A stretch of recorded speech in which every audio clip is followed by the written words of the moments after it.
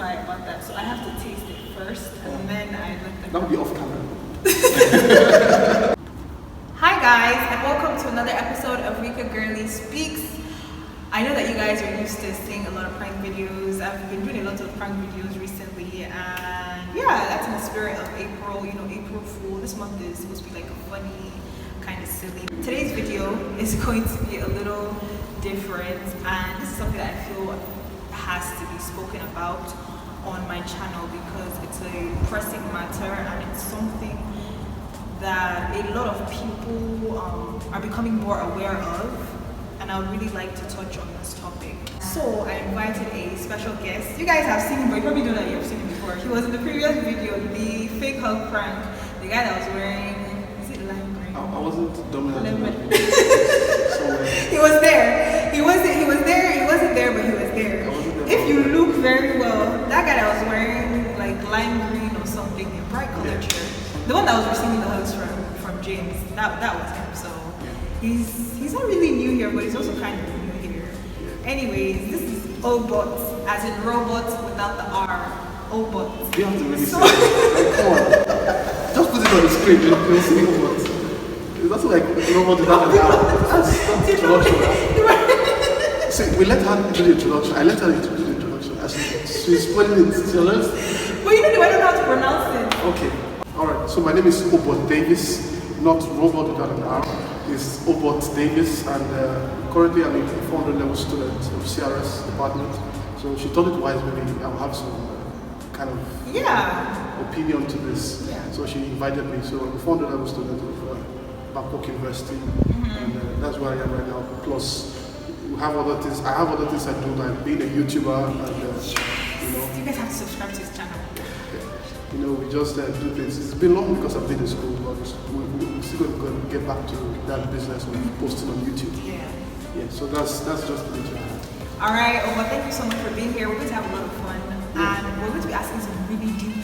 He has like a basic idea of the questions I'm going to ask, but he doesn't know how I'm going to ask it. So this is going to be very interesting. I want to really get your take on this topic. And yeah, it's going to be really fun. So you guys, don't forget to subscribe to this channel, like this video, comment below, and I'll also put his channel link in the description box. So let's get to it. We'll be talking about domestic abuse and the church. Domestic abuse and the church. Diving right into the topic. Tell me what you know about the gospel artist Osinachi and her death. Yeah, first of all, let's not assume everybody knows that. Let's just say the story. I think Osinachi is actually a celebrated Nigerian gospel artist. You know, in 2017, she sang a song, LiQWYD. In fact, she didn't know about the song. The media would tell you what to believe. Would tell you what to believe. So all the information you get from the media, you can consider how far she is and just know what we're discussing about it. So, first of all, it was reported that she had throat cancer. Throat cancer, and then she was on life support in Abuja hospital.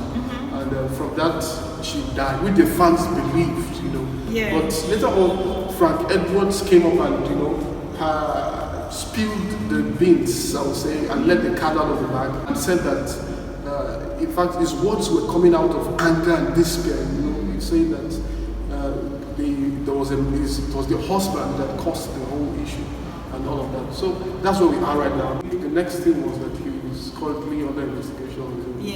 So what is domestic abuse? What is domestic violence? Let's talk about that. Domestic violence is a pattern of behavior, you know, where a man or someone within an intimate relationship try to gain or maintain power within a very intimate relationship. So it's not something that's going out. So sometimes even when it goes out, it's you know, it's just within the family and all of that. So, usually hidden. Yeah, usually hidden. See, for you to know if someone's abusing you, check out for threats. If it sounds like threats, it's an abuse already. So that's just my view on that. Check out. So if you're using that definition, it means that men can be abused also. People have this idea that it's only women that experience domestic abuse, but it's not true. Some men do. But it's just, I think women experience it more than men. And that's why they speak more about women. So we're looking at domestic abuse at the church. We want to explore what we believe the church's stance is on domestic abuse. So we all know that God hates divorce. And the Bible gives premises or a premise upon which a married couple can divorce. And what is it? Is it just one premise? If so, what is it? Or are there multiple? Okay, first of all, God hates divorce, like you said. In fact, divorce is a man-made, something. It was in Matthew 19, verse 8. Jesus was like, it's because of your hardness of heart that caused that. It's not like it was the original plan. It was the hardness of heart. So in verse 19, it goes further to say the one premise of divorce. And that premise was except there's a sign of unfaithfulness or something like that. Okay. Then you can divorce. But you can still also forgive if you want to forgive the person. So that's just the premise. But it's not like, I think the Bible was a little bit silent on what should be done.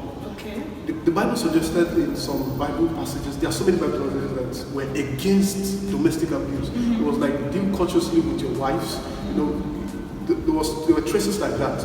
So the Bible was never in support of domestic abuse, but it didn't really give a stand on what should be done. And I believe, as the Bible said, men, love your wives. If a man loves the woman like God loves the church, you don't even want to abuse her. I mean, it's very clear. But there's divorce and there's separation. So what is the difference between these? Separation is a court order that tries to it gives that authority, still maintains the rights and duties of that relationship. You still have the right and duties, but you're just living apart. Okay. So it's like you're married, but you're just far. So you're far from each other. So the divorce is completely, totally, you're leaving it, and in fact they get a certificate of divorce. Yes. So that's just the major difference between both of them. Okay, so is the Bible clear? Does the Bible speak much about separation? I'm not too sure. See, I think the fact that you're still married, it shouldn't be a problem. It's just that you're distant. It's just that you're distant. If it's that you are going to be divorced, like you're not coming back to each other, so you can still bring back the Bible, but it's still within the premises of the Bible too. Okay. So it's just stayed apart. It can be a therapy kind of thing. Yeah. To help. So there's nothing wrong with separation in marriage if it's necessary. Yes, you don't know what will happen to you. That moment It's true. where the woman goes. Yeah, that's when the you woman start goes for a thinking while about and it. you're like, As in, who's going to cook this morning? Everything's just dry like this. now you guys say that God doesn't like cooking. Like, No, Haba, no, it's not. That's like, why are you doing like this? Why are you doing like this? Guys, I love cooking. I can cook your best dish. What do you like? Tell me. Okay. I should be the person to testify about that. So I have to taste it first, and then I let them. That would be off camera. The issue of singleness. The church doesn't really encourage, especially ladies, to be single. Once you get to a certain age as a lady, trust me, the way they will start the story, not just at home, in the church, people start, even like maybe your pastor or other elders and stuff to be like, are you thinking about marriage? What's going on? If you reach the age of 30 as a lady and not married, they will start looking down on you. They will start, talking down to you, and it can be very painful, and it could actually affect you emotionally and psychologically. So the issue of staying single, I mean, personally, I think it's better to be single and alive than married and dead. But That's why? actually nice. But why is the church so much against singleness? Because in the Bible there were many men of God that were single, and it wasn't a big deal. Even Paul said, if you can, why not? So why is it that our church today looks down on especially females when they are single? I think it's not even a church thing, it's a cultural thing. Yeah. So if you worship outside of Nigeria is where we are right now, worship outside of Nigeria, you see, even if it's the same church, you see the diversities of all of that. So a church like India a guy can wear skirts freely and go to the church and sit down and worship. Everybody takes it normally because that's the culture. So going to the church is something within the culture and they accept it. So if you try it here in Nigeria, everybody's looking at you like, go back, you can't change. Give it trousers. Give it trousers. So it's not really about the church, it's about the culture.